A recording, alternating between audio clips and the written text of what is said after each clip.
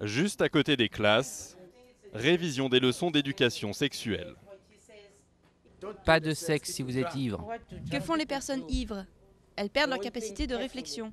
Depuis 2007, l'association Mpilantle, Une bonne vie en Zoulou, se rend régulièrement dans une douzaine d'écoles du KwaZulu-Natal, la province d'Afrique du Sud la plus touchée par le sida. Les élèves, en groupe, parlent de sexualité, des conduites à risque et de ce qu'il faut faire pour se protéger. Si tu veux passer le test de dépistage du HIV, on le fait. Mais si tu ne veux pas, on ne le fait pas. C'est aussi à toi de décider si tu veux les résultats aujourd'hui ou plus tard. Tu comprends ? Comme Chabangu, les élèves peuvent aussi individuellement décider de se faire dépister. Après un entretien d'une vingtaine de minutes et un examen médical, le test est pratiqué sur place, prélèvement d'une goutte de sang puis quelques minutes d'attente. Ton résultat est le même que celui-ci, tu vois. Cela veut dire que tu es HIV négatif. Tu en penses quoi ? C'est très important de continuer à se faire dépister, car ces derniers mois, je n'ai pas toujours utilisé de préservatif. Il se pourrait que le virus se cache encore dans mon corps.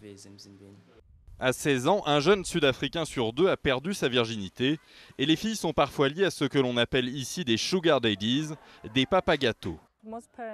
La plupart des parents sont au chômage et pour obtenir des choses, les filles vont sortir avec des papas gâteaux pour obtenir de l'argent.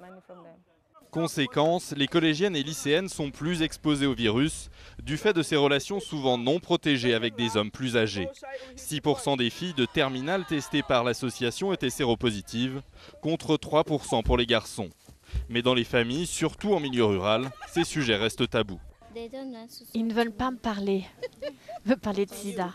Ils disent que je suis trop jeune pour cela. Dans un pays où plus d'un habitant sur 10 est touché par le virus, le gouvernement veut désormais s'attaquer au problème dès l'école et souhaiterait généraliser ces expérimentations. Nous savons que les jeunes sont sexuellement actifs, et même pour ceux qui ne le sont pas, cela leur permet de faire le test HIV chaque année afin de connaître leur statut. Je pense donc que c'est une bonne idée d'étendre cela à toutes les écoles pour en faire une habitude plutôt qu'une exception. L'idée est pourtant contestée. Certaines associations de protection de l'enfance se demandent si des écoliers de 12 ans ont la maturité suffisante pour encaisser un test positif. Oui, répond-on à Mpilantle, à condition que l'encadrement et le soutien soient suffisants. Savoir vaut toujours mieux que de vivre dans la peur.